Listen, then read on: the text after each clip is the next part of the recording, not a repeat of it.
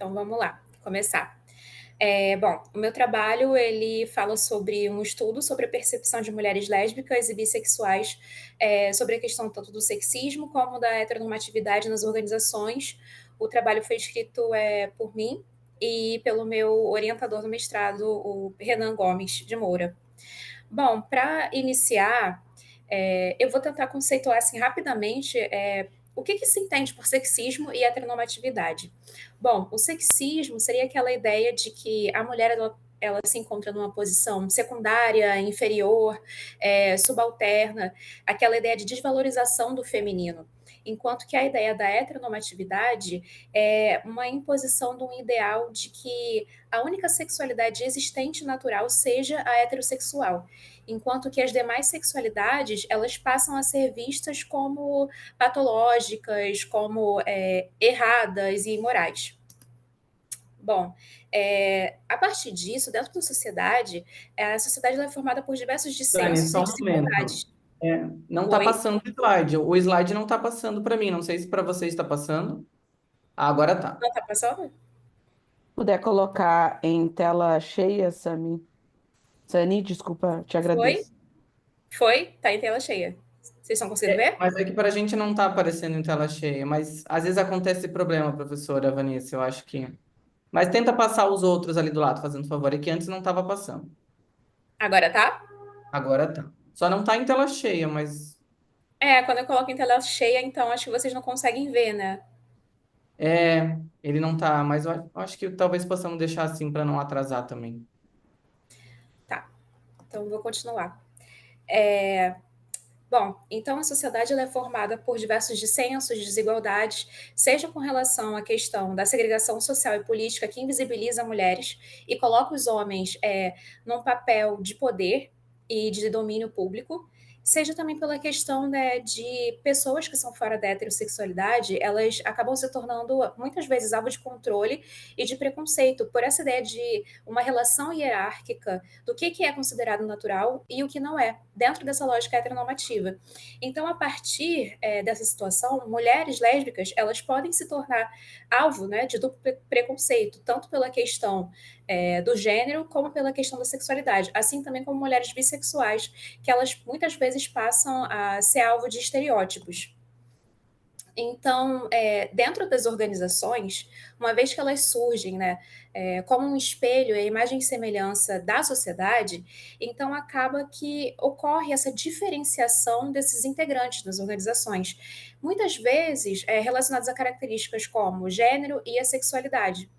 Então, dentro desse contexto, com relação às desigualdades enfrentadas por mulheres sobre o gênero, apesar de existir um melhor desempenho educacional feminino, elas ainda recebem rendimentos inferiores. Além disso, também existe uma dificuldade maior de ascensão dentro das organizações, né, para mulheres, além também de o desemprego ser maior entre elas. Com relação à questão da orientação sexual, muitas vezes, dentro das organizações, acaba ocorrendo estigmatização, discriminação, situações constrangedoras e violência, seja de forma explícita ou não. Então, a relevância desse trabalho é justamente tratar, né, e analisar essa questão das heterossexualidades e as restrições que acabam sendo impostas, né, a essas pessoas dentro desses espaços socio-organizacionais. Esse trabalho também tem a importância de focar na questão do gênero e sexualidade, porque muitas vezes trabalhos que falam sobre a questão da homossexualidade são voltados para a questão da homossexualidade masculina, enquanto que a ideia desse trabalho foi se voltar, né, tratar sobre a questão feminina. Além disso, também são necessários estudos que expandam, né, em uma intensificação de discussões sobre as questões LGBT, especialmente dentro de locais, né, de organizações.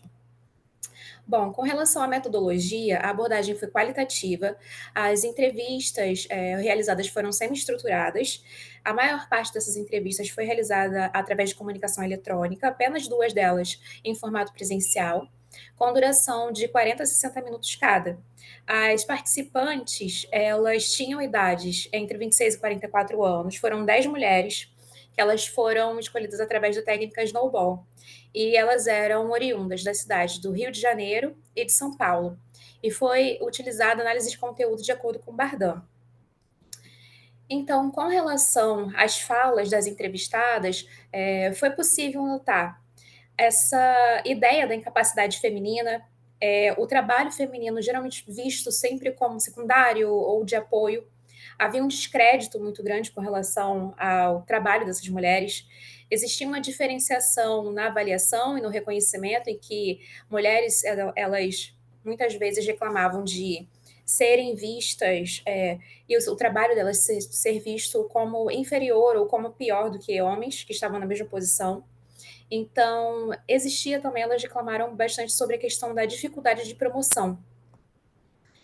Aqui são algumas falas dessas mulheres, em que elas mostram, né, a percepção que elas tinham e o incômodo que elas percebiam com relação às questões de sexismo nas organizações. Bom, com relação à questão da heteronormatividade, as mulheres, elas relataram piadas homofóbicas no ambiente de trabalho, muitas vezes também um tratamento diferenciado, quando as pessoas no ambiente organizacional, elas sabiam, né, da questão da orientação sexual. Também elas falaram sobre questão de dificuldade na inserção em organizações, e muitas delas usavam a ocultação da orientação sexual como uma forma de autoproteção. Então, muitas falas de mais de uma dessas mulheres foi voltada para isso. Elas preferiam não falar sobre si como uma forma de não prejudicar a sua carreira. Então, como conclusão, a questão tanto do sexismo como da heteronormatividade são duas questões ainda muito estruturais e presentes nas organizações, e elas são questões perceptíveis para essas mulheres, porque elas sentem que elas são desacreditadas, elas são vistas muitas vezes como incapazes, elas enfrentam dificuldades com relação a essas questões. Muitas vezes elas acabam tendo dificuldade, tanto quando elas já estão inseridas nas organizações, como também dificuldades para serem contratadas. E quando elas estão dentro dessas organizações, elas muitas vezes sofrem preconceito, ou para evitar esse preconceito, elas acabam não falando sobre si, como uma forma de tentar evitar, né, a retaliação, a agressão ou qualquer tipo de violência. De maneira geral, o resultado desse estudo, ele não é passível de generalização, porque é especificamente sobre essas mulheres que foram entrevistadas, e também tem limitação de estudo com relação à questão da região geográfica, e também de não ter abordado questões raciais e de classe. E para estudos futuros, os autores, eles sugerem sobre a questão de expansão para outras cidades, e também de envolver uma amplitude maior, né, de idade das mulheres entrevistadas. Bom, é isso. Obrigada. Obrigado pela apresentação, Sani. Então, a gente vai dar sequência agora nas apresentações, como a professora Vanessa solicitou, e eu vou passar agora o vídeo do Marcos, tá? Certo. Olá a todos, começo dizendo que é um prazer imenso estar apresentando o meu artigo aqui no CMA de 2024. Eu me chamo Marcos Praga de Oliveira, sou mestre em administração pela Universidade Federal do Rio Grande do Sul, e esse artigo tem coautoria da doutora Cláudia Eide.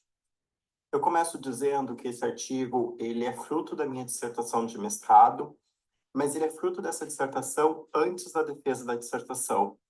Então, agora que a defesa aconteceu, né, e que teve, inclusive, os comentários dos avaliadores do CMEAD, tem várias mudanças que esse artigo deve sofrer, tanto em atualização das referências, já que boa parte das referências são mais antigas, tanto algumas outras questões de construção do artigo, né, tanto baseado na banca de defesa, quanto baseado na avaliação aqui, né, do CMEAD. Mas igual, né, apresento ele. Então, ele é intitulado, né, História de Vida de Pessoas Trans, Trabalho, Identidade e Subjetividade. Basicamente, a experiência de ser trans no Brasil, ela é marcada por desafios, né, como a discriminação, a estigmatização, a violência, impactando o ambiente de trabalho, né? Então, é interessante que a gente veja as pessoas trans, né, como parte, obviamente, integrante da sociedade como um todo, inclusive do mercado de trabalho. E surge daí uma pergunta, né, que como a conformidade com as normas de gênero, a aceitação do trabalho e a percepção da identidade trans, elas afetam a vida das pessoas trans. Porque é interessante que para as pessoas cisgêneras, né, aquelas que nascem e se entendem, né, se compreendem como de acordo com o sexo compulsoriamente atribuído no nascimento, então eu nasci como uma pessoa do sexo masculino, eu me entendo como uma pessoa do sexo masculino, eu nasci como uma pessoa do sexo feminino, eu me entendo como uma pessoa do sexo feminino. Para essas pessoas, o mundo é muito, entre aspas, aqui, normal. Por quê? Porque a gente tem um mundo construído através dessa cis-heteronormatividade, né? Principalmente da cisnormatividade. Então, o mundo ele é construído para pessoas trans. Então, o primeiro choque que essas pessoas trans têm é justamente em, opa, esse mundo não é para mim. Então, esse trabalho, ele tenta entender um pouco desses processos que vão acontecendo. Para isso, optou-se pela metodologia de história de vida, né, que é uma metodologia bastante interessante. Ela parte da pergunta, me conte sua história, e a pessoa vai falando o que for vindo na mente dela, num discurso um pouco mais livre, né? Claro que, a partir do momento que eu me apresento como Marcos, da Escola de Administração da URGS, falo que meu trabalho tem o intuito de investigar, né, questões também ligadas ao trabalho, a pessoa acaba, ao longo da sua conversa, ao longo da sua fala, falando um pouquinho mais sobre a questão do trabalho. Isso aconteceu tanto no caso do Mar, quanto no caso da Cecília, né, que foram pessoas do serviço público participantes dessa pesquisa. Então, é uma abordagem qualitativa, né, que permitiu, então, explorar essas relações entre a subjetividade dos entrevistados, o contexto social, histórico e organizacional, e a relevância da história de vida é justamente essa questão de poder capturar uma complexidade maior, porque a pessoa vai falar de diferentes aspectos da vida dela. Então, aqui tem um pouquinho do contexto, né, que eu não vou me atentar muito, mas basicamente eu parto da ideia de que a nossa subjetividade é construída através de processos de subjetivação, e esses processos de subjetivação, né, eles acontecem em diferentes âmbitos na nossa vida, com a nossa interação com a família, a nossa interação com as escolas, nossa interação na sociedade, e inclusive a nossa interação com o trabalho. A partir, né, da leitura, então, né, do processo de escuta, da transcrição desse processo de escuta, né, dessas, não diria entrevistas, mas foi muito mais um processo assim de escuta, porque não teve perguntas, né? A pessoa foi falando e contando a sua história, mas digamos, então, chamaremos aqui de entrevista. A partir da transcrição e da leitura foi sendo identificado alguns temas, né? Então, foram três grandes temas: a aproximação com a cis-heteronormatividade, a marginalização da pessoa trans e um foco excessivo nessa identidade trans, nessa identidade de gênero que é a identidade trans. Então, a aproximação da cisnormatividade é justamente isso. A partir de que essa pessoa está inserida nesse mundo cis-heteronormativo, ela vai muitas vezes tentar performar essa cisnormatividade, né? Tentar performar isso que a sociedade está colocando para ela. Então, isso aconteceu tanto com o Mar, ele vai, né? Inclusive, comenta assim, que vai em shows de pagode, porque as gurias iam em shows de pagode. Ele detesta pagode, mas como elas iam, ele ia, né? Ao mesmo tempo que, quando passava pela vitrine onde tinha roupas masculinas, se identificava com essas roupas. E a Cecília também. Inclusive, a Cecília, ela vai escolher a organização que ela vai atuar, justamente porque essa organização, ela acha que é uma organização que vai validar a masculinidade dela. Então, até a própria escolha profissional é essa tentativa dessa aproximação com essa normatividade. A marginalização da pessoa trans é justamente isso que acontece dentro das organizações, de como essas pessoas são marginalizadas, tanto na sociedade quanto nas organizações, né? Então, principalmente a Cecília, que vai viver, tanto o Marco quanto a Cecília, eles iniciam como pessoas cisgêneras dentro da organização e depois fazem o processo de transição, né? Acho que está um pouco mais esclarecido no artigo. Mas a Cecília, ela nunca vai entender aquelas brincadeiras que faziam com a sexualidade dela como questões de preconceito. Para ela era uma brincadeira. Mas a partir do processo de transição, ela é totalmente excluída do ambiente organizacional, né? Marginalizada mesmo. E o Mar, ele vai ter um processo um pouco diferente. vai ter um processo de marginalização, mas depois vai ter um processo desse foco excessivo na identidade trans, né? Enquanto a Cecília vai ter todos os aspectos profissionais dela renegados, né, colocados de lado, excluídos, o Mar não. O Mar, como essa organização ela vai ter um, digamos assim, um foco nessa questão da diversidade, o Mar vai se tornar essa bandeira de diversidade para essa organização. Mas também as questões profissionais vão ficar em segundo plano. O que importa é a identidade trans dele, o que importa é a identidade trans da Cecília. Então, é como se essas pessoas fossem unidimensionais. A conclusão, né, revela, então, que a história de vida é um método interessante para tentar compreender essas complexidades e o estudo ele vai demonstrar essa importância dessas inclusões.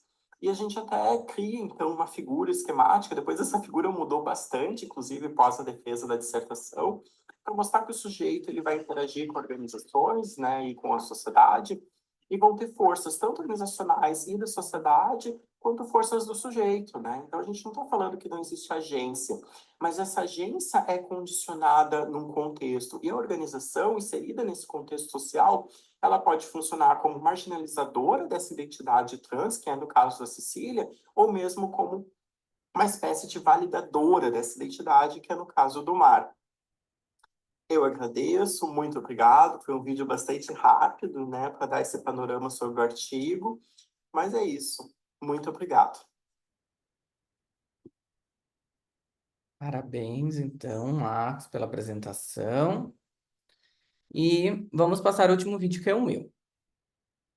Deixa eu abrir aqui.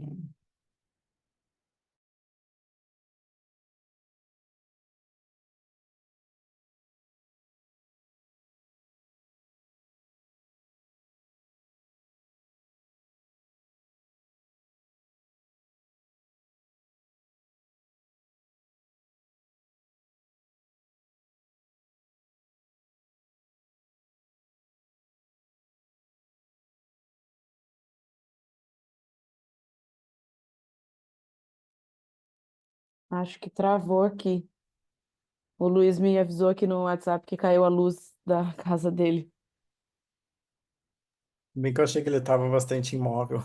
Aham, ele ficou parado, né? Deixa eu ver aqui, vamos ver se ele vai. Se voltou a luz. Senão eu posso tentar aqui transmitir. Vamos ver, peraí, só um minutinho. Voltou, ele tá voltando. Eu até brinquei contigo ali, retirou os óculos, Marcos. Sim, eu gravei com a mesma camisa, né? Muito bom, isso aí. Eu fechei a câmera, muito estranho ficar me vendo. Não sei como é. Fiquei com vergonha. Ai, que isso. Tudo certo. Vamos aguardar um pouquinho só ele retornar aqui.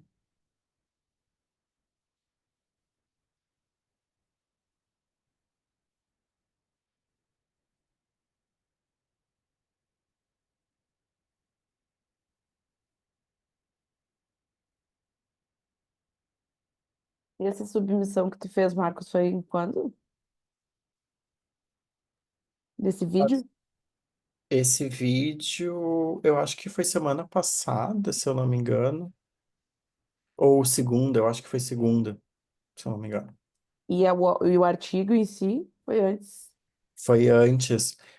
A Fê não tinha nem olhado. Esse artigo é antes da Fê olhar e antes da defesa. Daí Aham, eu peguei assim, eu tava um pouco assim, como a Fê tava de licença, a gente não conseguiu conversar tanto, eu tava só com a Cláudia, assim, eu pensei, eu vou enxugar o máximo que dá e mandar, assim. Então eu resumi a minha dissertação e mandei, pensando, pelo menos eu vou ter mais uma opinião, né? Mas no final das claro. contas, você voltou, leu o meu artigo, daí eu Uhum, fiz alguns ajustes no artigo não, a dissertação, fiz alguns ajustes na dissertação e defendi. E daí eu acho que eu defendi. Não lembro agora se eu defendi antes ou depois dos resultados do SEMEAD, assim. Mas daí também mudou e daí já era. entendi. Não sei se tu lembra da Lisiane? Claro, foi um professor. Pois é, a Lisiane é minha orientadora de doutorado agora, né? Ai, que legal, tá bem acompanhado. Manda um E beijo ela pra foi ela. minha banca de mestrado. Vanessa, ela chegou naquela figura, né? Essa mesma figura que eu apresentei, por isso que eu falei que ela mudou depois da defesa, né? Ela falou, não, Marcos, mas essa figura tá muito simples, decepcionante. Li toda essa dissertação para chegar nessa figura. Eu Muito fiquei, bom. meu Deus. Não, mas ela é ótima. Tá bem Não, acompanhado. ela é Olha muito boa. só, a Paula tá por aí? O Luiz voltou? É isso que eu ia falar, que se vocês quiserem que eu passe o vídeo, mas acho que ele Oi, voltou gente. aí. Desculpa, mas online acontece essas coisas. Caiu a energia bem no Tudo momento que eu... certo. Obrigado, Paula, pelo suporte. Então, eu vou compartilhar o Nem meu vídeo. precisou, a gente estava te esperando. Ah, tá.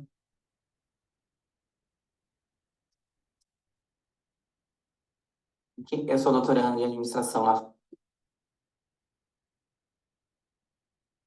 Olá, pessoal. Meu nome é Luiz Henrique. Eu sou doutorando em administração na FEUSP e, juntamente com meu orientador, professor Joel Dutra, nós escrevemos o artigo intitulado Liderança LGBTQIAPN+, revisão sistemática, perspectivas e agenda de pesquisas futuras. Na nossa introdução, nós abordamos que, apesar da visibilidade de pessoas LGBT em cargos de liderança, na literatura nós ainda temos uma falta de estudos que abordem esse tema. Nós temos aqui o que o autor Ilak aponta como os 3 principais motivos no qual existem essa escassez de estudos sobre a temática. O primeiro seria o preconceito dos pesquisadores em relação à temática. O segundo, a relutância das pessoas LGBT em divulgarem as suas experiências, o que dificulta a amostra. E terceiro, barreiras sociais e culturais em relação à aceitação da comunidade LGBT. Com isso, nós identificamos na literatura esse gap, né, de falta de estudos que compreendam a temática de liderança LGBT. E com isso, nosso objetivo foi examinar sistematicamente a literatura existente sobre a temática de liderança LGBT. Então, no nosso desenho de pesquisa, nós apontamos qual foi a metodologia utilizada. Então, nós seguimos aí os protocolos propostos por Kitman e Chartes, 2007, e com isso nós elaboramos 4 perguntas de pesquisa, né? Quais seriam os artigos publicados até o ano de 2021? Quais são os principais autores, trabalhos, metodologias, dentre outros pontos?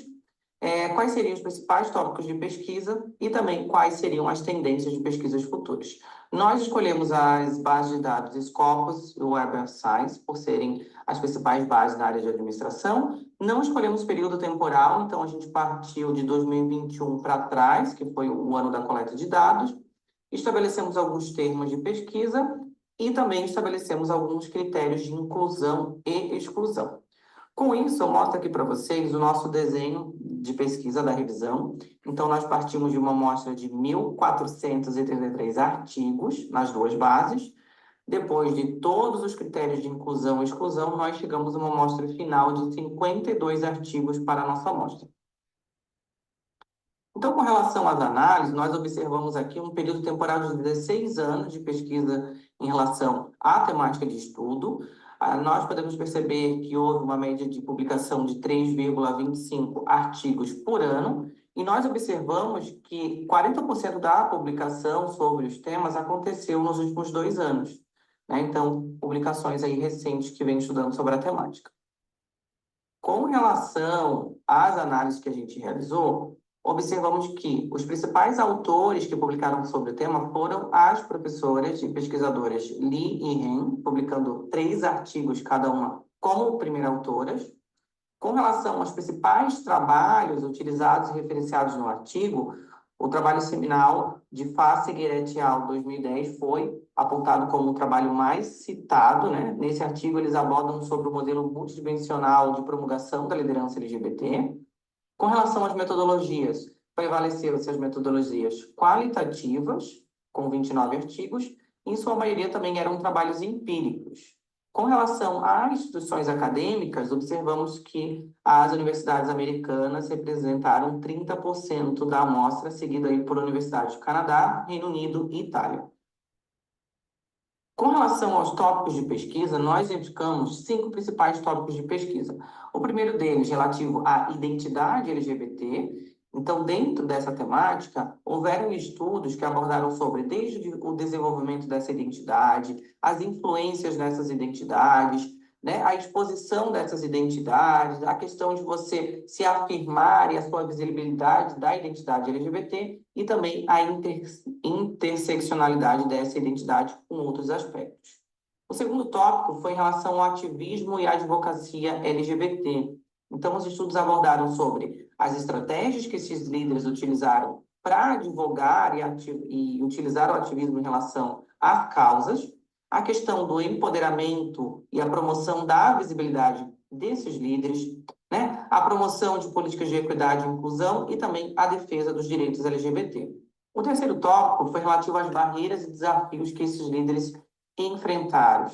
Então, esses trabalhos, eles falaram um pouquinho sobre quais eram as principais barreiras e desafios, questões sobre a liderança autêntica, né, dentro desse ambiente e também temáticas relacionando às interseccionalidades, né, como raça e outros desafios que esses líderes enfrentam. O quarto tópico foi em relação à percepção da liderança LGBT. Então, desde questões de preconceito e discriminação, os estereótipos de gênero e sexualidade, a autopercepção da liderança desses líderes e também algumas percepções positivas em relação a esses líderes. O último tópico abordado foi em relação à educação LGBT, né? Então, desde aí a promoção da educação LGBT, a questão do desenvolvimento da liderança LGBT e também os programas de treinamento LGBT. Com relação à nossa agenda de pesquisa, nós também trouxemos, a partir dos 5 tópicos identificados, alguns aspectos de pesquisas futuras. Dentro do artigo, a gente aborda especificamente cada um deles, mas aqui eu vou comentar alguns principais, né? Então, o primeiro, em relação à identidade, estudar a interseccionalidade da identidade LGBT com outras questões como religião, cultura, etnia e deficiências. Com relação ao tópico de ativismo e advocacia LGBT, estudar algumas estratégias utilizadas por esses líderes em relação à defesa, à equidade, à diversidade e inclusão. No tópico de barreiras e desafios LGBT, nós apontamos, né, estudos que abordem sobre as dificuldades enfrentadas por esses líderes em diferentes países e culturas. Com relação à percepção da liderança LGBT, examinar, né, como, né, a própria comunidade LGBT percebe esses líderes LGBT, porque dentro da nossa comunidade nós percebemos que existe o próprio preconceito de pessoas LGBT contra pessoas LGBT, e com relação à educação LGBT, estudos abordando sobre programas de treinamento e desenvolvimento da liderança LGBT. Então, como conclusão, né, nós conseguimos aí alcançar o nosso objetivo de pesquisa. Então, primeiramente, a gente apontou, né, a evolução desse período no qual os artigos foram publicados, principais autores, metodologias. Na sequência, identificamos os principais tópicos de pesquisa. Por último, a gente aí trouxe uma agenda de pesquisas futuras. Como prática, como uma contribuição prática e social, então, o nosso artigo ele busca aí evidências na promoção da diversidade, equidade e inclusão, né, na nossa sociedade e também nos ambientes de trabalho. E como limitação, nós temos a utilização de apenas 2 bases de dados, que foram a Scopus e o Web of Science, e também alguns artigos tinham acesso restrito, né, o que dificultou que a gente analisasse uma amostragem maior. Então, aqui deixo o meu obrigado e meu e-mail, e convido vocês a lerem o nosso trabalho. E gostaria de ressaltar que esse trabalho ele foi realizado com o suporte da CAPES. Obrigado. Então, finalizamos aí as apresentações dos 3 artigos da sessão. Muito bem.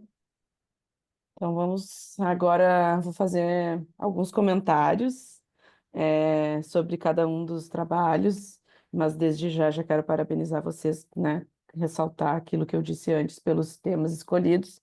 Acho que eu vou fazer assim pela ordem de apresentação. E depois a gente pode fazer um debate mais aberto, né?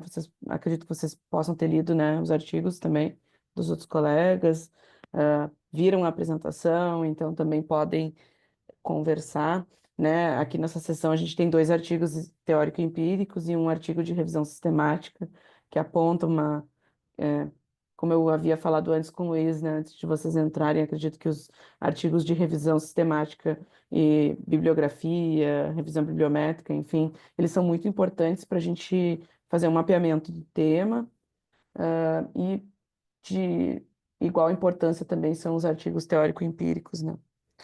Então, começando aqui pelo artigo da Sani e do Renan, da Unigran Rio, isso, né, Sani? Isso. Então, parabéns pelo artigo. Acredito que a gente tenha que dar mais holofote para as mulheres, né? Em todo esse aspecto LGBTQIAPN+, sejam mulheres cis ou trans, né? É, então, parabéns pelo artigo. Inclusive, eu estou escrevendo Acabei de submeter um artigo sobre mulheres lésbicas líderes no setor de tecnologia. Então, eu estou bem por dentro dessa discussão, né? Assim, e a minha pergunta.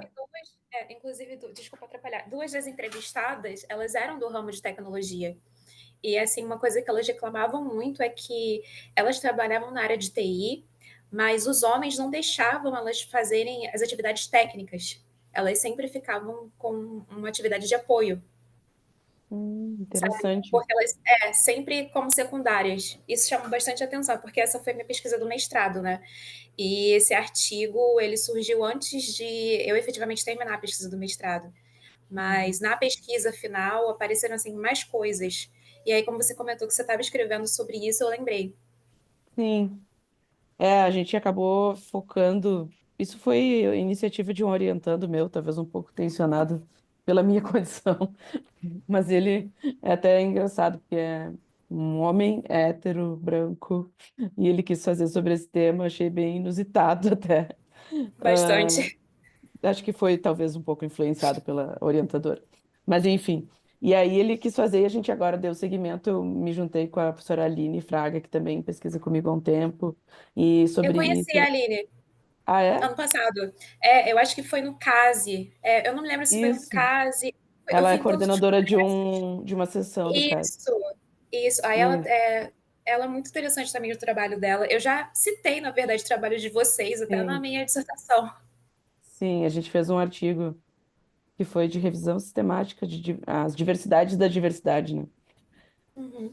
Mas, enfim, eu gostaria de te perguntar aqui especificamente sobre o teu artigo, né? Acredito que é um trabalho de mestrado, né? Mestrado é muito rápido, ele tem que chegar a um fim, mas gostaria de saber como.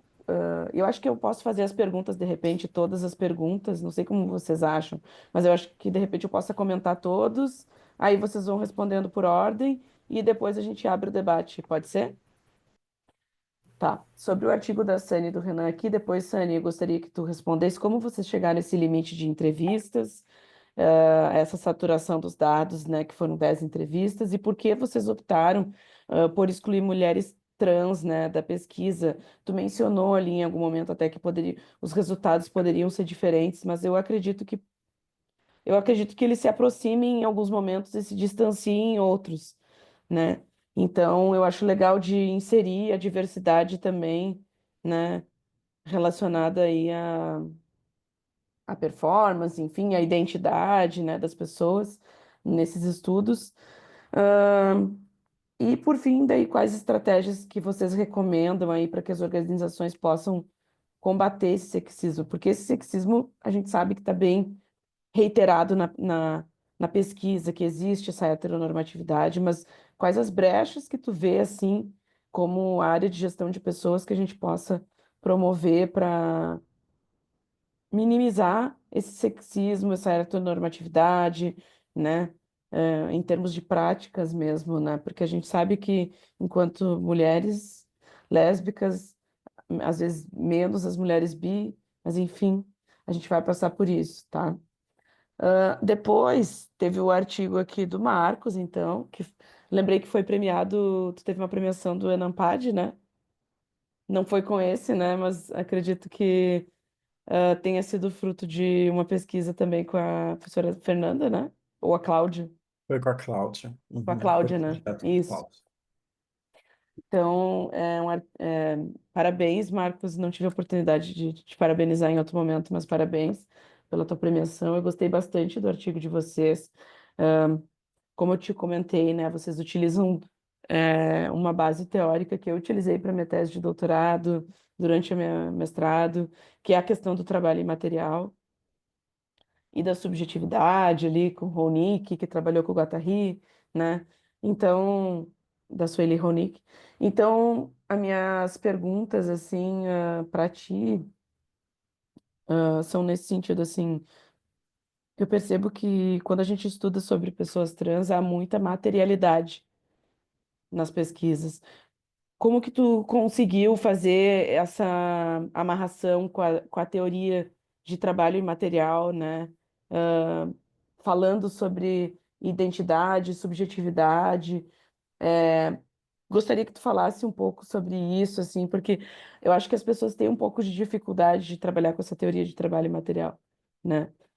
Principalmente quando a gente tem tanta materialidade, assim, quando a gente vai falar de pessoas trans, né? Que são pessoas que viveram a vida inteira, às vezes, sendo reprimidas, mas que elas querem se mostrar para o mundo, né?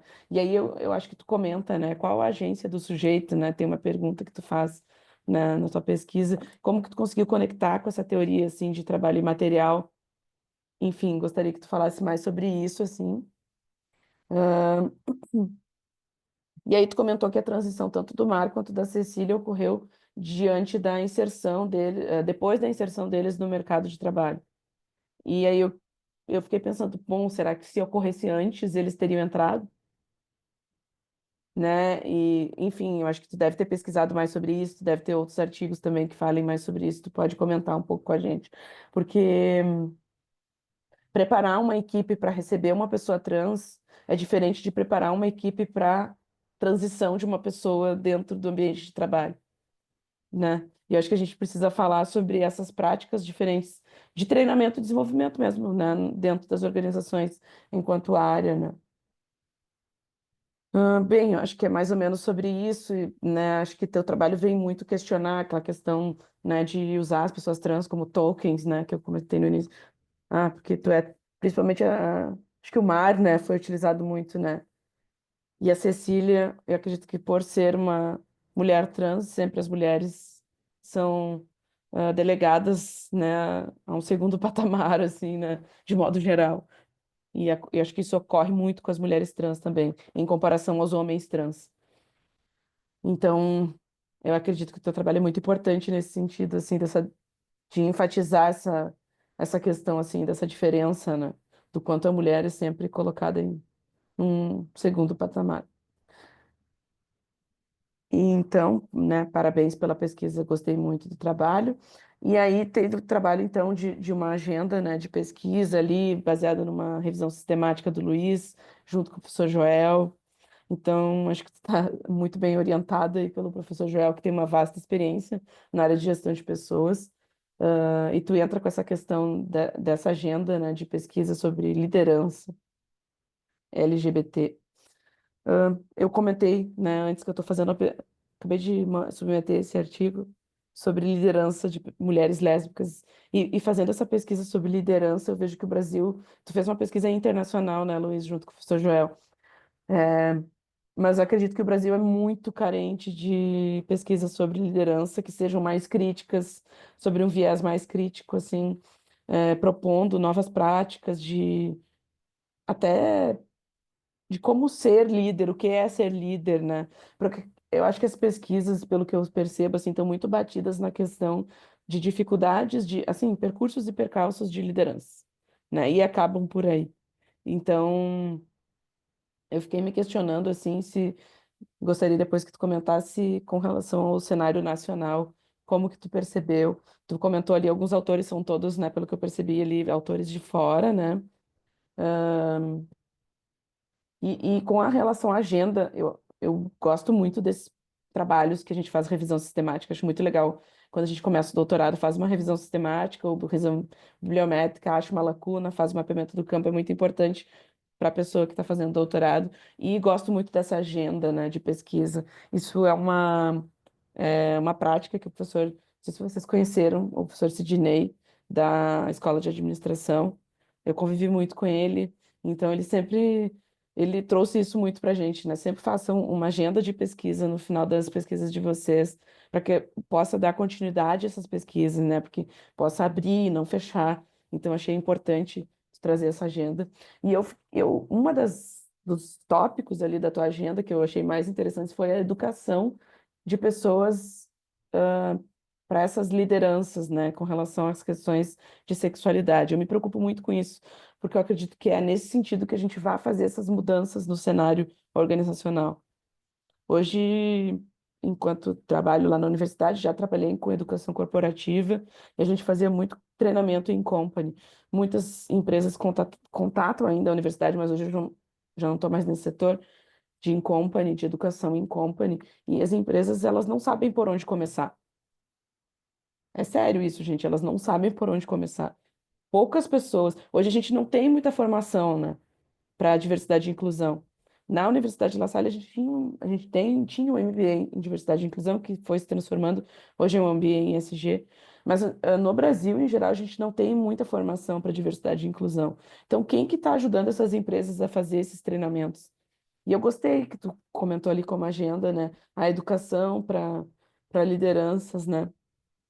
E aí eu te pergunto, como que a gente poderia pensar num treinamento para uma liderança LGBT? Ele seria um treinamento diferente de uma pessoa hétero, né? Será que a gente não teria que fazer esse treinamento para todas as pessoas que trabalham nas organizações? Então, eu acho que a gente pode contribuir enquanto academia para o mercado também nesse sentido. Bem, gente, então falei demais. Acho que agora vocês podem comentar as minhas perguntas. Depois que todos vocês responderem, a gente pode. Vocês também podem comentar os trabalhos dos colegas, né? A gente tem um tempo aí bom para a gente conversar. Bom, então acho que eu começo, né? Primeiro de tudo, com relação a quantas pessoas foram entrevistadas. Como você disse, o mestrado é muito rápido e eu tinha um prazo curto de poucos meses para poder fechar a pesquisa. Então, por isso foram 10 pessoas. A ideia é que tivessem sido mais 15, 20 pessoas, mas foi ficando muito extenso. Então, eu decidi, né, eu e meu orientador, a gente decidiu fechar nessas 10 mulheres e nas histórias que elas apresentaram. É porque nesse artigo eram só 16 páginas. Então, não tem assim o todo do que elas falaram. Então, foi muito mais conteúdo. Com relação no interior dessas organizações, com relação às práticas, né, de diversidade, eu acredito que talvez voltar essas práticas, não para o acrônimo LGBT no geral, mas se voltar para as diferenças, especialmente levando em conta a questão de gênero, porque é diferente a vivência de um homem gay e uma mulher lésbica, uma mulher bissexual, e mesmo entre as mulheres lésbicas e bissexuais, tem grandes diferenças. Então, além disso, uma coisa assim que várias delas reclamavam. Não, até existe na empresa onde eu estou agora a questão dessa gestão de diversidade, de programas, mas é só da boca para fora. Então, muitas delas reclamavam que ficava só no marketing, ou então que as empresas elas até buscavam recrutar e contratar essas mulheres, mas quando elas estavam dentro das organizações, se elas tivessem qualquer situação, qualquer problema, preconceito, alguma discriminação, a empresa não dava suporte. Então, eu acho que uma atenção maior dessas organizações para essas questões seria bastante interessante e importante para as vivências, né, dessas mulheres.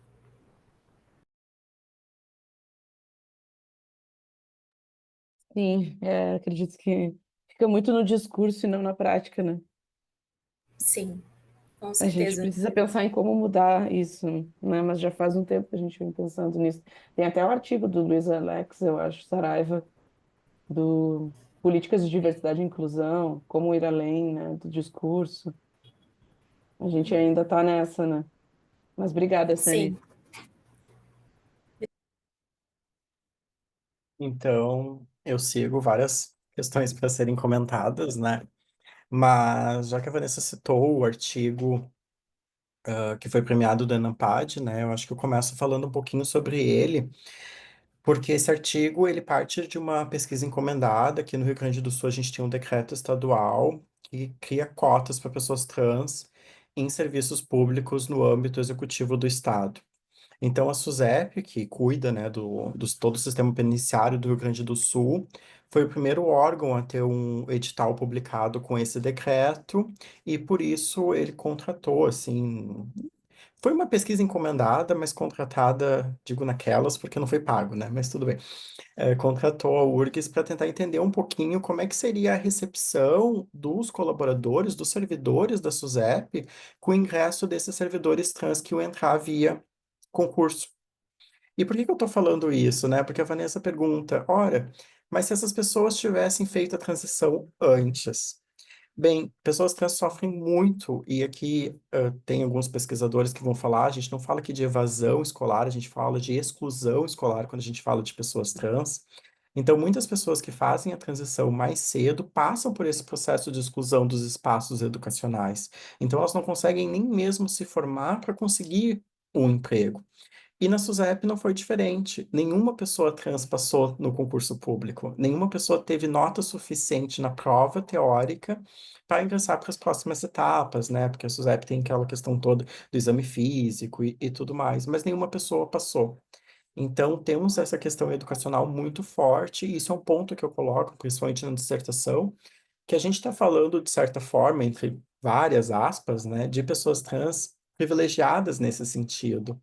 Porque ao atrasar esse processo de transição, e claro, esse atraso vem de um conflito, vem de tentar, né, performar a heterossexualidade, principalmente a cisnormatividade, né, a heterossexualidade não era uma questão tão relevante para eles, eles acabam fazendo esse processo de transição só depois, quando vai ter a segurança de não depender mais da família, tu tem segurança financeira, tu tá num local de trabalho na qual tu não pode ser desligado. Então, tem várias dessas questões. E sim, o mar vira, né, essa bandeira, digamos assim, para essa organização, esse totem, eu gostei muito dessa ideia, assim, vai ter esse foco excessivo nessa identidade trans como uma bandeira dessa organização que está mudando uma questão cultural muito forte. Então, a gente tem uma transição governo Bolsonaro para o governo Lula. Então, essa organização ela vai trazer novamente o discurso de diversidade que é apagado durante o governo Bolsonaro. E o Mar vai ser essa pessoa. Mas a Cecília, apesar de todo o sofrimento que ela sofre dentro da organização, eu comento isso na dissertação, eu acho que isso não foi para o artigo, ela vai estar lá num post no site institucional da organização no Dia da Mulher, né? E ela traz isso no discurso dela também, um momento, né? Olha, quando é para ter o meu rosto como uma forma de propaganda da instituição, pessoas diversas são bem-vindas, eu tô lá. Mas aqui dentro da organização eu não tô. E tem uma pergunta que eu faço na dissertação, eu até estava pesquisando para achar, que esse trabalho imaterial, ele necessita de uma conexão, né? Então, o trabalho imaterial é esse trabalho que hoje, né, para os teóricos, todo trabalho vai ser imaterial, porque a gente coloca a nossa subjetividade, a gente nos coloca nesse trabalho. E eu até faço uma pergunta na dissertação, que é isso: que tipo de conexão com o trabalho é possível se esse é fonte de sofrimento? Né? Então, como é que essa pessoa se coloca nesse trabalho? Como é que ela se sente que o trabalho mental tem essa questão do pertencimento, né? De pegar a tua subjetividade, assim, na execução, nessa conexão. O Belbert vai falar até no do trabalho material ser do trabalho afetivo. Que estranho a gente falar sobre um trabalho afetivo para uma pessoa que sofre muito no ambiente organizacional, né? Isso não conversa, não tem uma possibilidade. E eu acho que também a questão, assim, de ter essa influência do Foucault, de falar desses processos de subjetivação, como foi a história de vida, né, foi a metodologia, isso foi muito interessante, porque a gente conseguiu ver desde a infância, né, como é que funcionava esses processos de subjetivação do indivíduo e também a questão da importância da organização, né? Ou como validadora ou como não da identidade. Mas é bom lembrar que a Cecília ela vai entrar nessa organização num período que ela está buscando afirmar a sua identidade masculina, né? Então ela vai pensar, eu quero me afirmar. Não, eu sou um homem. Eu vou ser um homem, eu vou ser um homem bonito, vou entrar na academia, vou malhar e vou trabalhar numa organização super masculinizada. Então, busca dessa organização tem muito a ver a isso. E, inclusive, ela vai falar, né, que dentro da organização, e daí a Rony que me fez muito sentido, porque vai falar das identidades prontas para vestir. Dentro da organização, a Cecília, antes da transição, ela usa o termo, né, eu era gay pet. Então, e ela não via aquilo como ruim, de certa forma, porque era uma forma dela estar aceita dentro dessa organização, várias daquelas piadas e tudo mais. Então, bem, faço parte, mesmo que seja o Gay Pet, eu faço parte desse local, né? E daí, quando faz o processo de transição, já não faz parte. Existe toda essa desconexão. Sobre a preparação da equipe, né? Falando um pouquinho sobre isso, isso é bem interessante, porque o que aconteceu na SUSEP, né? Ficou claro que dentro da SUSEP o discurso não é favorável para ter colaboradores, servidores trans. Isso ficou super claro. E não ficou claro nos entrevistados, né? Fica claro no amigo, no colega, né? Eu não tenho preconceito, mas aqui os meus colegas, eu acho que não lidariam bem com isso, isso, isso. Isso foi o que a gente mais escutou nas entrevistas, né? Então, esse preparo, ele tem que ser um preparo, aproveitando ainda a SUSEP, que é um órgão público que tem curso de formação, desde o curso de formação, né? Só que lá acontece que eles aprendem no curso de formação a lidar com as pessoas trans que estão presas, né? Que cometeram alguma infração e que estão lá presas. É com aquele tipo de pessoa trans que eles aprendem a lidar do curso de formação. Então, o próprio curso de formação traz um estigma negativo, assim. É bem complexo isso, mas eu vou encerrar por aqui. Nossa, Marcos, tu falou tanta coisa legal que fiquei anotando aqui. Mas acho que é muito importante, de repente, a gente fazer. Acho que é importante explorar a questão ética relacionada a essas iniciativas de diversidade e inclusão, seja no setor público ou privado. Porque a ética que nos é retirada, né? Tipo, a ética que vira baseada numa racionalidade instrumental, né? A serviço do capital completamente, assim, que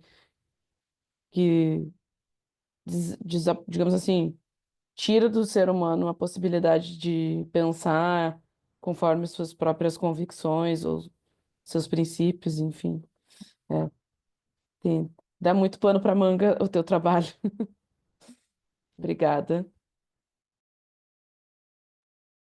Então, respondendo os questionamentos da professora, falando um pouquinho sobre o artigo ter apenas pesquisado base de dados internacionais, quando eu iniciei o doutorado, eu fui buscar de fato entender a temática, né?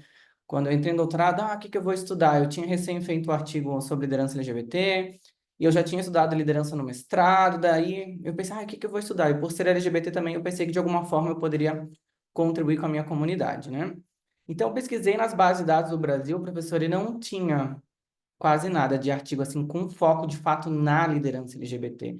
Eu acho que tinha muita coisa relacionada à diversidade e inclusão, mas com foco na liderança não tinha. E o meu intuito também era buscar uma publicação internacional, então eu optei apenas por bases de dados internacionais. E na minha própria pesquisa a gente vê que não tem ainda um grande número, né, de pesquisas com foco exclusivamente na liderança LGBT. Então eu acho que isso é algo que também precisa ser desenvolvido, mais pesquisa em relação ao tema, né, com foco também no Brasil. Eu recentemente agora publiquei um artigo na BBR que tem um foco na liderança LGBT, né, então se alguém precisar de alguma referência aí, foi um artigo onde a gente buscou estudar o efeito da marginalização e da segurança psicológica na busca por posições de liderança de pessoas LGBT. Então, eu acho que no Brasil, de fato, a gente tem que desenvolver um pouco mais o tema. E numa questão também internacional, eu acho que a gente precisa avançar. O próprio estudo traz aí, né, no gráfico ali alguns anos onde a gente teve algum número maior, outros menores. Então, de fato, está crescendo, mas eu acho que precisamos avançar.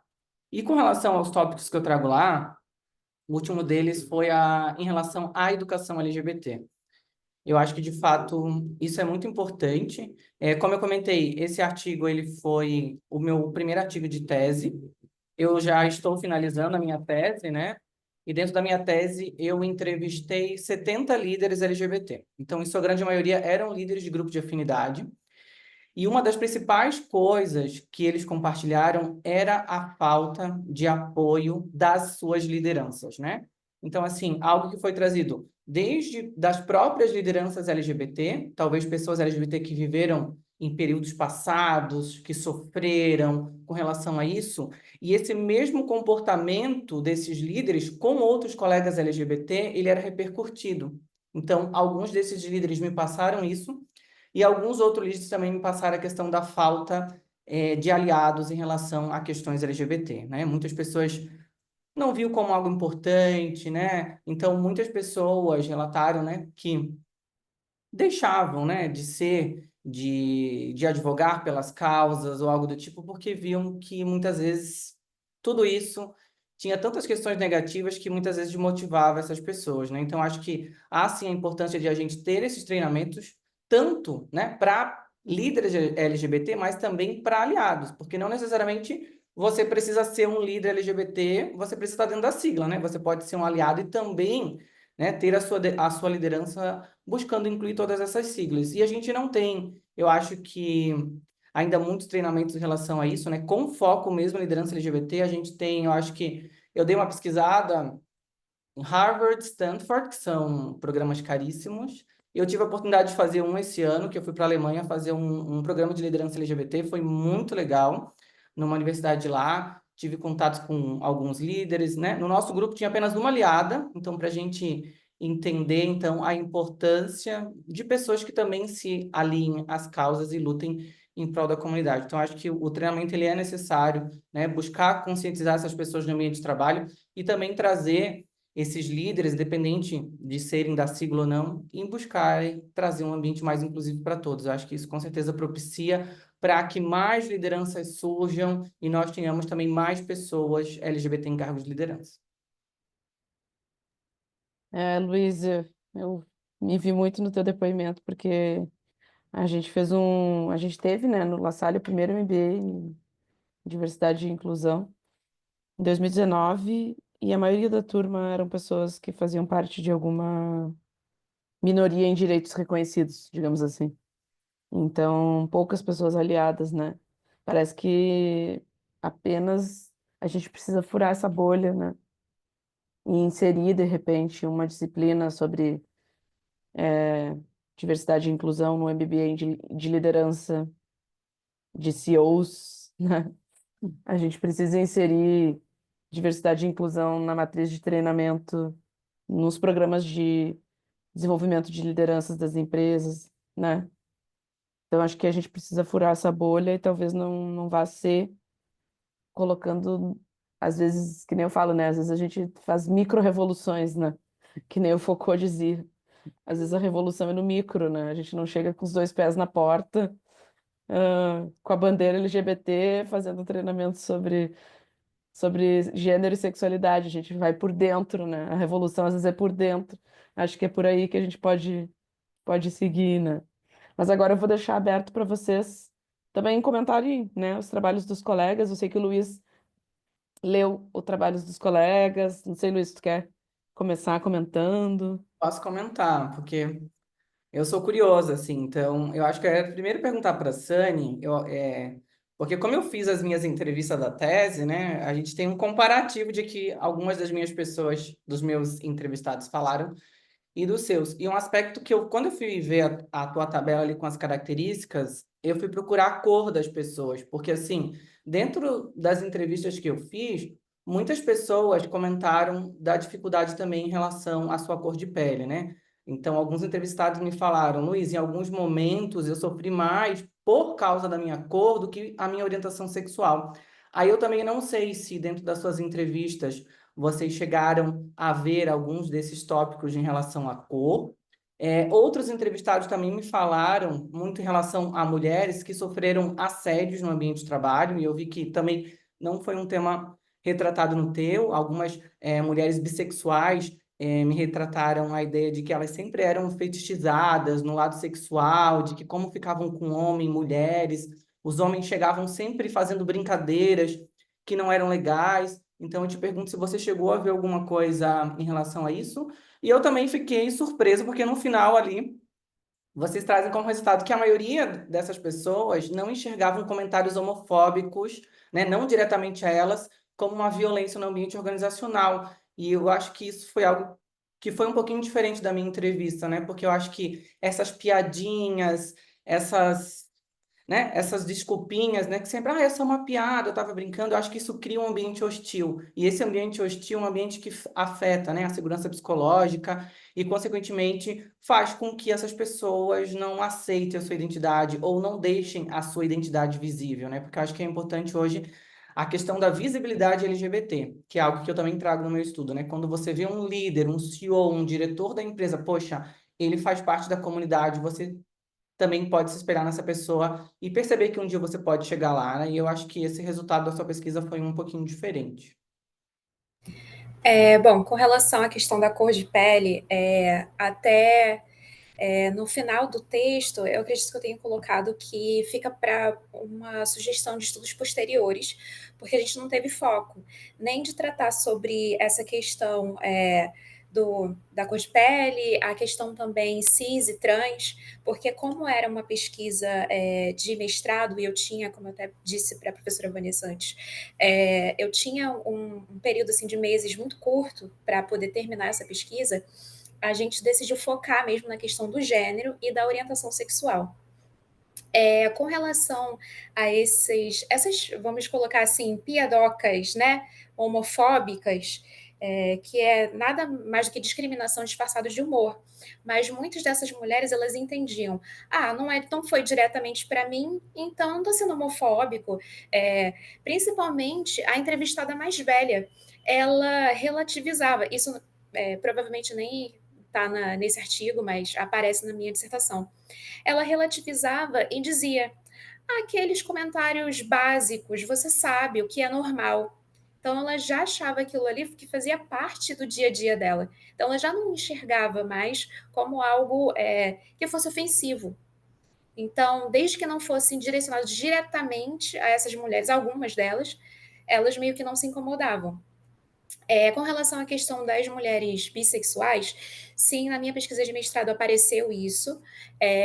Uma das mulheres, inclusive, ela assim, traz outros relatos de outros tipos de assédio, não só por ela ser bissexual, mas pela questão também de ela ser uma mulher, que ela trabalhou numa empresa que desde do momento da entrevista ela escutou piada, ela foi assediada, que um chefe, né, o que veio se tornar chefe dela, no momento da entrevista, disse para ela assim: olha, eu não vou fazer uma entrevista mais profunda com você, porque vai ser como te colocar de quatro. Então, eu vou apenas contratar você e ver como você trabalha. Então, foi assim um dos relatos mais fortes que eu escutei durante essas entrevistas.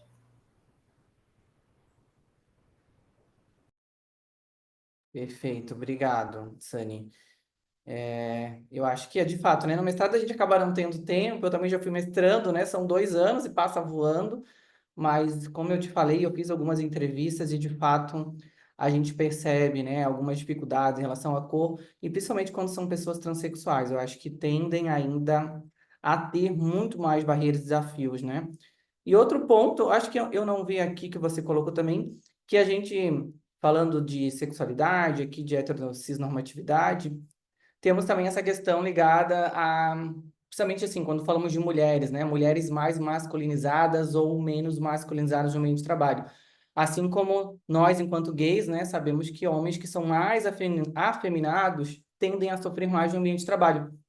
E daí, dentro da minha pesquisa, olhando alguns estudos, eu vi que alguns estudos trazem que muitas vezes você ser uma lésbica mais masculinizada, digamos assim, te traria pontos positivos. Por exemplo, talvez num ambiente mais masculino, né, em alguma área, tipo engenharia ou algo do tipo, é positivo. Agora, se você é uma lésbica que tem um comportamento mais masculinizado em determinada área, isso te afeta, né? E se a gente for comparar também com questão ao homem, né? Se você é um gay afeminado no ambiente de moda, de salão de beleza, ok, você vai ser super aceito. Agora, você ser um gay afeminado num chão de fábrica, né? Um cheio de homem hétero, cis branco, a gente tem algum problema. Mas eu acho que vocês também não conseguiram abordar esse ponto, né? Que eu acho que também seria interessante.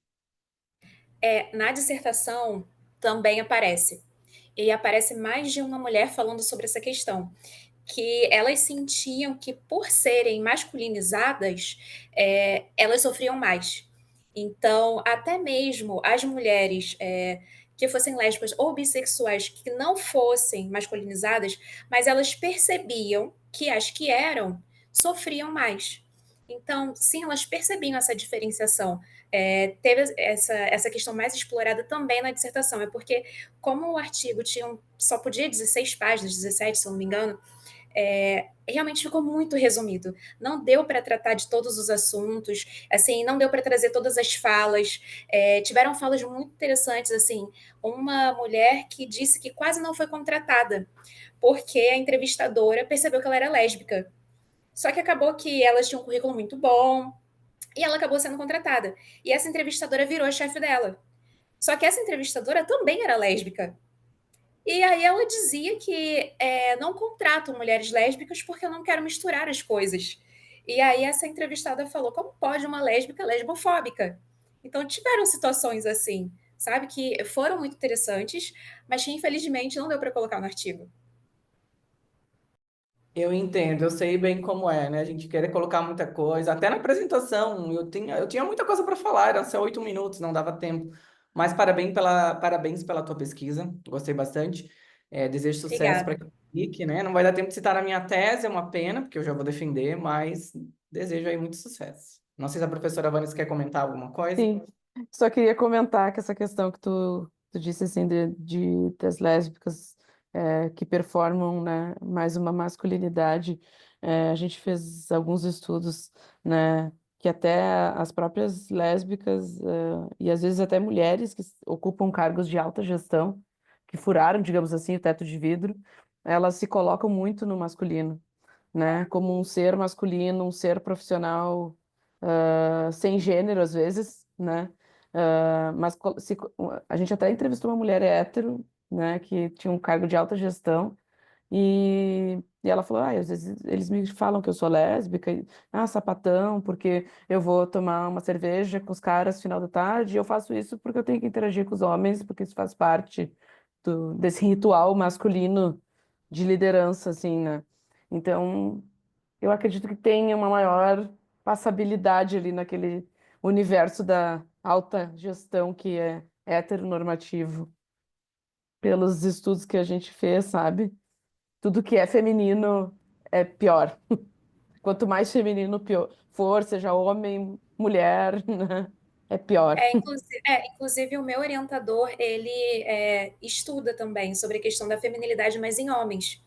E já dentro do meu trabalho, apareceu essa questão da masculinidade em mulheres. Mas das mulheres que eu entrevistei, nenhuma delas estava numa posição mais alta na hierarquia das organizações das quais elas contaram, né, as histórias. Então, talvez por isso não tenha aparecido essa questão.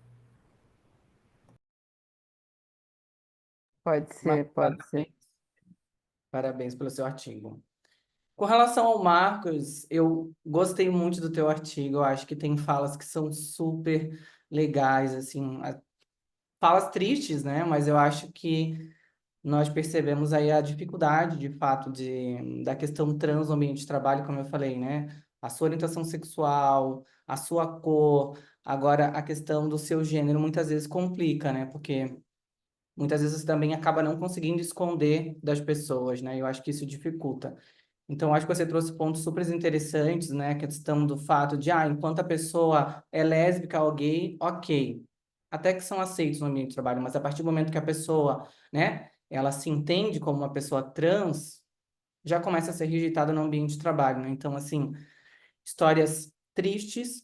Eu gostei da expressão que você trouxe, não você, né? Foi a Cecília, do gay pet, né? E você até comentou antes ali, eu acho que isso é muito interessante, porque dentro da sociedade a gente vê muito isso, né?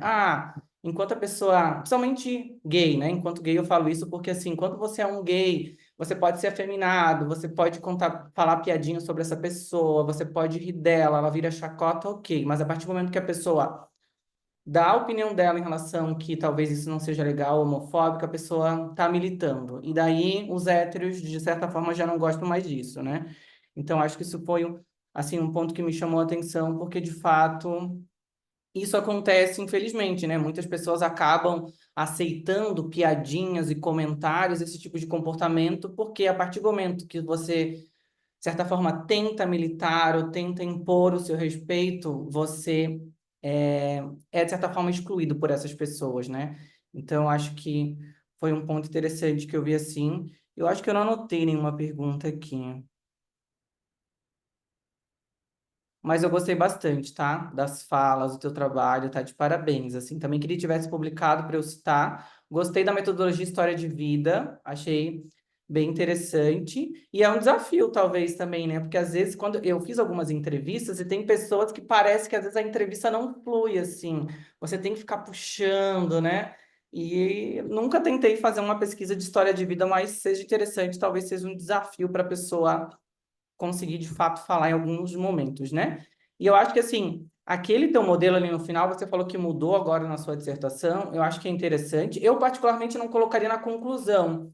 Eu traria antes da conclusão, como se fosse um subtópico dos teus resultados, e explicaria, colocaria como se fosse um modelo, sabe? Eu acho que estaria uma boa contribuição no teu trabalho. Geralmente, nós que somos qualitativos, gostamos de figuras, de quadros. Na tua própria apresentação, você trouxe muitas imagens legais, né? Que quando a gente lê o trabalho, ressalta os olhos, assim. Mas parabéns pelo teu trabalho. Gostei bastante também, assim como o da Tânia.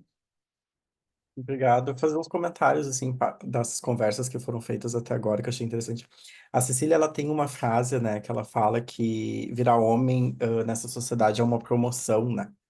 Um pouco referência à questão de homens trans, assim, que é uma visão que ela tem, assim, porque é muito do que a Vanessa falou, né, dessa questão de como a masculinidade é valorizada e, incrivelmente, os processos de transição de homens trans têm uma passabilidade maior, né? Então, isso também é uma questão que aparece bastante, porque a questão da passabilidade aparece muito.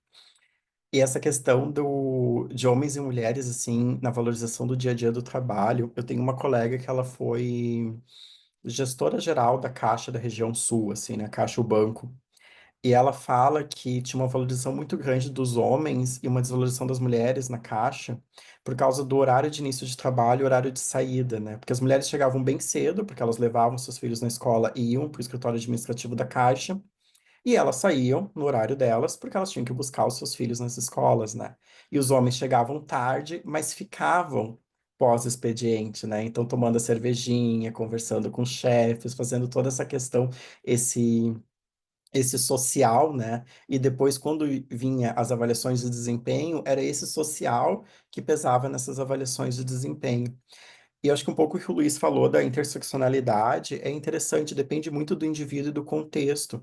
Em uma pesquisa anterior que eu fiz, eu trabalho com essa temática 2019, 2020, eu tive um entrevistado que ele era bolsista ProUni numa universidade particular de São Paulo. E eu perguntei para ele essas questões, né, de preconceito e tal, e ele me falou que no ambiente da universidade isso não era um problema para ele. O problema para ele era o fato dele ser bolsista, era a questão da classe social da qual ele vinha. Então, no ambiente universitário, de uma universidade particular, onde os colegas vão com notebook, tá todo mundo nas suas férias, tem viagem exterior, né? Fica falando sobre os restaurantes que vai e tudo mais, aquilo era um problema para ele, né? Aquilo era uma questão. E eu acho que quando a gente fala dessas questões, assim, dessas microagressões, né, que não são, às vezes, perceptíveis, assim, tem uma professora da PUC-Rio, que uma vez ela falou que uma colega, uma aluna bolsista chegou para ela e disse assim, que interessante, né, o pessoal com poder aquisitivo maior fala dos filmes pelos diretores, né? Todo mundo conhece os filmes pelos diretores, que é uma coisa que nas classes populares não existe. As pessoas conhecem principalmente pelos atores desses filmes, pelo nome do filme. E isso é muito sutil, porque fazia essa aluna dela não se sentir naqueles espaços, né?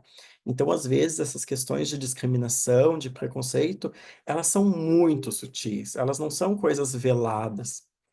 E, por último, eu queria falar sobre uma questão muito interessante e triste também, como a questão da mulher lésbica cai na sexualização, né? O Mar, antes do processo de transição, ele vai sair do armário, né, como uma mulher lésbica, porque primeiro vai entrar na organização tentando mais ou menos não falar sobre a questão, né, da parceira na época, mas era uma colega de trabalho, então isso acabou surgindo, assim, e teve um momento que um colega de trabalho chegou para ela, assim, né, segurando as partes íntimas dele, falando, né, tu não viu isso aqui, por isso que tu é assim, sabe? Como as agressões, né, para mulheres lésbicas caem nessa questão da sexualização. E eu tenho um último comentário que a Nampad e Vanessa teve um artigo sobre Queensbee, né, sobre o fenômeno das Queen Bee, que era justamente isso, estudava mulheres em cargos de liderança que não apoiam mulheres. Então, mulheres que conseguiram romper esse teto de vidro e ao invés de serem, né, conseguirem fazer mulheres com elas, assim, por estarem numa posição de gestão, na verdade, não, né, elas assumiam esse papel de masculinização, assim, e elas também tinham essa questão de serem mulheres contra mulheres. Muito interessante, eu achei esse artigo, que eu acho que é um pouco disso, dessa questão, né, que, por exemplo, quando tu fala, eu fiquei muito curioso, Luiz, quem são essas pessoas líderes, assim, né? Porque aqui no Rio Grande do Sul a gente tem um líder LGBT, né? O Eduardo Leite, né? Mas, assim, ele é um líder representativo da diversidade, né? Tivemos a Damares como ministra, né? Ela é uma mulher representativa das questões de gênero, né? Então eu fiquei um pouco curioso também quem são esses líderes, assim, que quando fala da sigla, porque a sigla é muito ampla, né? E eu acho que deve se concentrar ainda em poucas letras nos cargos de liderança. Ah, e depois me manda esse artigo, Marcos, ou pelo menos o nome dele completo. Eu vou te adicionar nas redes, Luiz também. Eu te mando sim, Vanessa, é bem interessante. Acho que a gente tem que formar uma grande rede de resistência, porque se não for nós, quem vai ser por nós, né? Se a gente já percebe que quem faz esses estudos são pessoas LGBT, ou pessoas aliadas, enfim. ah, eu acredito que a gente tenha que dar prosseguir, né, nesses estudos. Não sei, Marcos, se tu vai continuar nessa linha aí no doutorado. Talvez sim, talvez não, ainda está um pouco Ai, Marcos, continua, por nebuloso. favor. Mas não perde se tu Não, eu for, acho que a se for questão por da outro lado, não perde diversidade, do essa estigma ideia. vai continuar, sim, mas tem um possível projeto que a URGS pode ganhar, um projeto bastante grande, que talvez vire minha temática de doutorado, veremos. Cenas do próximo capítulo, de um doutorando quase em desespero, mas tá tudo bem. Muito bem. Gente, então, acho que estamos nos aproximando, né, da final da sessão. Acho que a gente poderia fazer uma foto, né, para Sim, compartilhar, compartilhar nas redes. desligar a câmera aqui. Eu vou dar um printzinho, então. Perfeito. Então é isso, gente. Oi? Nós estamos. Conseguiu tirar, professora? Não. Não, mas eu tirei. Posso te mandar depois Ah, também. então tá, me manda. Tá. Eu posso também mandar para vocês, se vocês quiserem. Eu vou colocar aqui até um e-mail do lado. Então É, tá, gente. Agradeço muito, parabenizo vocês pelas ou pesquisas. então. É, Pode falar, professora, enquanto eu digito, desculpa. acredito que a gente possa se adicionar nas redes, LinkedIn, enfim, né?